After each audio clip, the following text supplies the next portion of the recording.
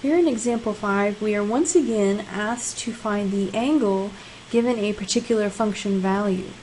These function values that were given are very familiar, and we can actually evaluate these without using a calculator.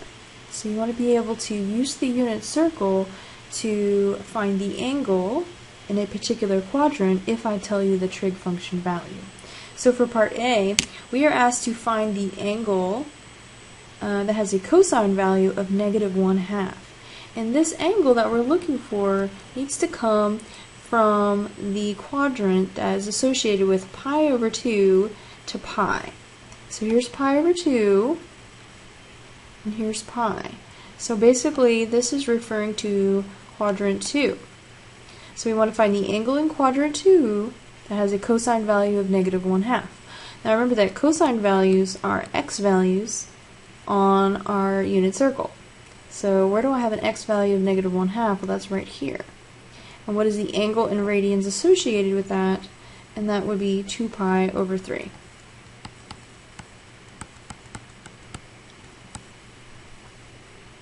For part B, we are asked to find an angle from pi to 3 pi over 2. So here's pi, and here's 3 pi over 2. So we're asked to look in quadrant 3 and find an angle that has a tangent value of square root of 3 divided by 3. So let's remember that the definition of tangent is y over x.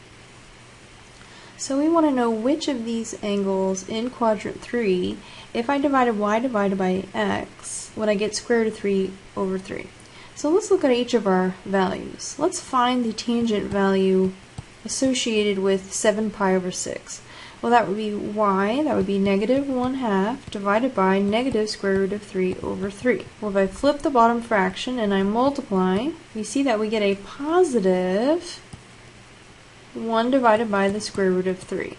And if I rationalize, what do I get? We would get 1 over the square root of 3, which when I rationalize would give me the tangent value that I'm looking for. So what was that angle? That was 7 pi over 6. So we're talking about the angle 7 pi over 6. Lastly, we're asked to find the angle associated with a sine value of negative square root of 2 over 2. Now this time, which quadrant are we referring to? So it asks me to find an angle from 3 pi over 2, which is here, all the way to 2 pi. So we're looking for an angle from quadrant 4. And we want a sine value of negative square root of 2 over 2. Remember, the sine values are y, so we're looking for a point that has a y value of negative square root of 2 over 2, and that's right here. And that angle would be 7 pi over 4. So we should be able to use the unit circle to find angles line up with particular function values. Here in example 6, we will be doing almost exactly the same thing we did in example 5. We are asked to use the unit circle to find the angle that has a sine value of negative square root of 3 over 2. But this time, notice the interval that we're asked to look for the angle in comes from the entire circle, from 0 all the way to 2 pi.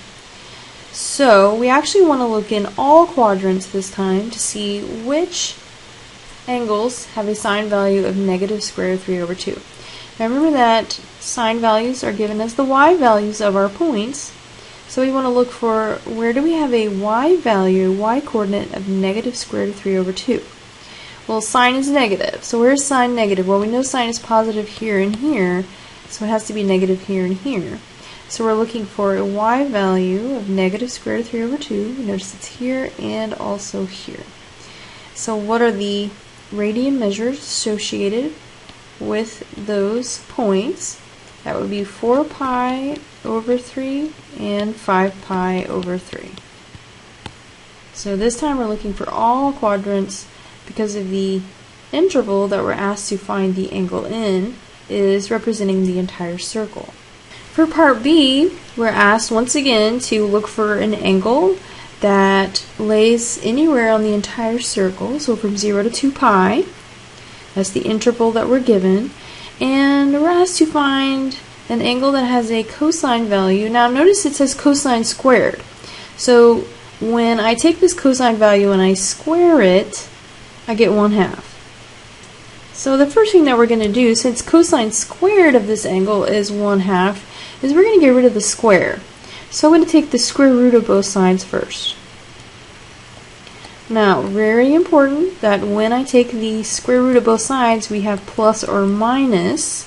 We always put plus or minus when we take the square root of both sides.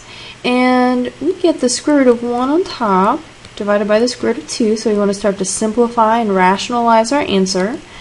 The square root of 1 is 1, the square root of 2 is just square root of 2. And then I want to rationalize, so square root of 2 on top times the square root of 2 on the bottom. We get square root of 2 divided by 2. Now this plus and minus is really important. Since I came in and took the square root of both sides, I have plus or minus. I have to include that as part of my answer. So what angles have a cosine value of either plus square root of 2 over 2 or minus square root of 2 over 2? So basically this time we're looking for where cosine is positive, which is quadrants 1 and quadrants 4, and where cosine is negative. So essentially we're looking at all 4 quadrants and looking for an x value. Remember, cosine is x values on my unit circle. All the angles that have a cosine value of square root of 2 over 2, whether it's plus or whether it's minus. So positive or negative. Well, that is my pi over 4 family. So we're talking about radian values. Pi over 4 from quadrant 1, 3 pi over 4 from quadrant 2, 5 pi over 4 from quadrant 3, and 7 pi over 4 from quadrant 4. So we get an angle from each of the 4 quadrants, and all of them have a cosine value of either positive square root of 2 over 2 or negative square root of 2 over 2. In our last example for this section, we are looking on our whole unit circle again to find an angle. This time it has a tangent squared value of 3. Since we have tangent squared, we want to take the square root of both sides. So tangent of our angle is equal to, make sure we put our plus and minus in, and then we get square root of 3. No need to rationalize, we do not have a radical in our denominator.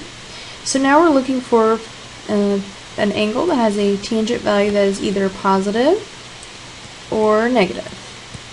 So essentially all 4 quadrants. So where do I have a tangent value of square root of 3? Well, it's going to be basically our reference angle family. We need to know which one that would be. Now if I take this right here, and remember that tangent is y divided by x, and I do y divided by x, is that going to give me what I want? So let's see, let's flip this bottom fraction, change to multiplication, reduce, I get 1 divided by the square root of 3. And that's not what I want, because here I'm looking for a tangent value that is square root of 3 basically over 1. So this isn't the angle that I want, so it's not the pi over 6 family. If I evaluate the pi over 4 family, I will get 1, because y divided by x, that's the same value, so I would get something divided by itself would be 1. So this has a tangent value of 1 divided by the square root of 3, which of course rationalizes to square root of 3 over 3. This has a tangent value of 1, so our only hope here is that the pi over 3 family will be what I'm looking for. So let's do y of this point divided by the x value of that point. Flip the bottom fraction, change to multiplication, simplify our answer, the 2's cancel, and we end up with the square root of 3, which is exactly what I want. So what we're essentially talking about here is the pi over 3 family in each of my quadrants. So the angles that we're looking for from each of my quadrants would be pi over 3, 2 pi over 3, 4 pi over 3, and 5 pi over 3.